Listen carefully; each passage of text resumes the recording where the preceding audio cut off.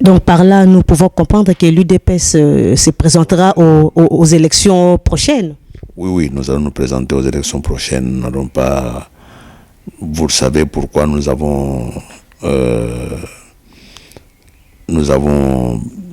prêché d'abord le sabotage de ce qui s'était passé avant, parce que l'état de droit, justement, suppose un état où tout le monde respecte la loi. La loi a commencé par la loi constitutionnelle, la constitution du pays.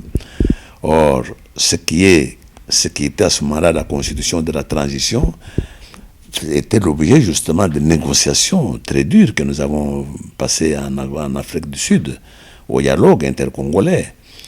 Et il est entendu donc que quand on commence à mettre en réalité cet accord-là, il fallait qu'on respecte les termes de cet accord. Et nous avons constaté que justement les termes n'étaient pas respectés du tout. Et je vous donne un exemple. Par exemple, nous ne savions pas depuis des années que les Congolais ne savent pas combien ils sont et qui est Congolais, qui ne l'est pas. C'est pour ça que les accords avaient prévu d'abord commencer par un recensement général de la population.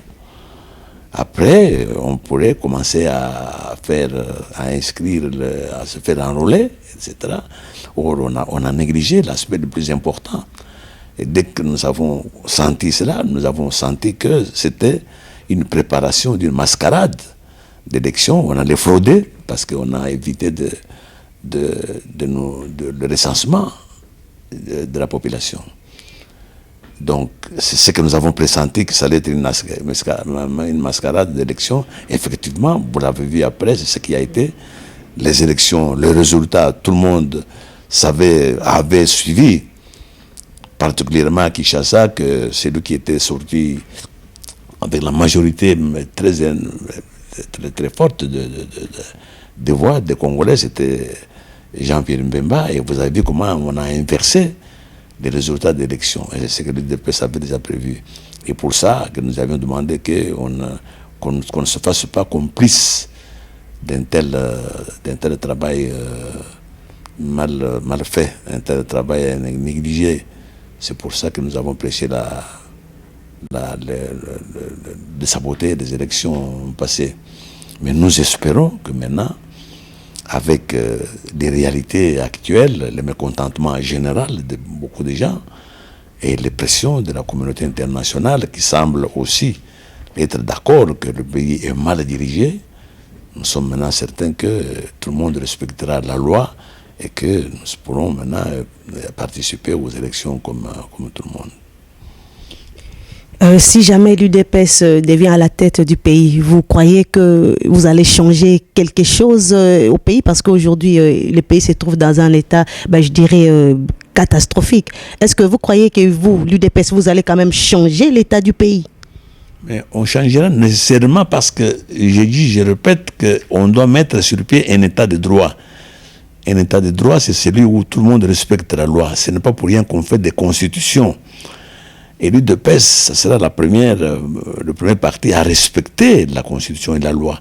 Et dès qu'on respecte la Constitution et la loi, sachez qu'à ce moment-là, c'est en fait la participation à la gestion du pays de l'ensemble de notre peuple. Dans la liberté, dans la justice, il n'y aura pas de discrimination.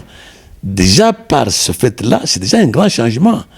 Parce que le pays n'est pas construit par un gouvernement, c'est par l'ensemble de la population. Et la population ne peut pas participer à gérer quand il y a un État autoritaire comme celui que nous avons, un État qu'on dirige avec la baïonnette.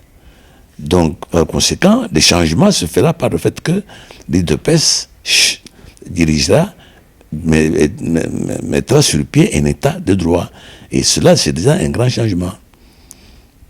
On a compris, mais je crois que pour ça, il faut que l'UDPS soit d'abord unis, parce qu'on parle quand même de coup de balai de M. Tshisekedi, il y a l'exclusion de plusieurs hauts cadres. Et puis, est-ce que vous croyez vraiment à l'unité de votre parti?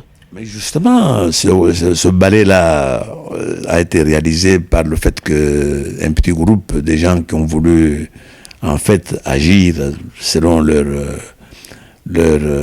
idées à eux, n'est-ce pas? J'ai fait tout pour qu'ils puissent revenir justement à l'unité.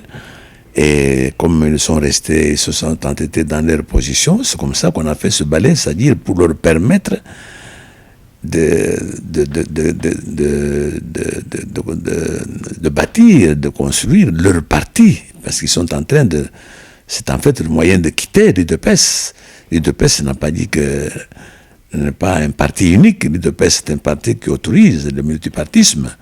Donc, ceux qui ne sont pas d'accord avec l'UDPS, ils sont tout à fait libres de nous quitter pour instaurer leur parti ailleurs. C'est comme ça que nous avons fait ce balai pour permettre à ces compatriotes de faire leur parti ailleurs. Donc, ce n'est pas la division. C'est pour ça que je ne parle plus de division du parti, parce que je suis en train justement de construire cette unité-là. Il n'y aura plus de division. Donc, par conséquent, il n'y aura pas de...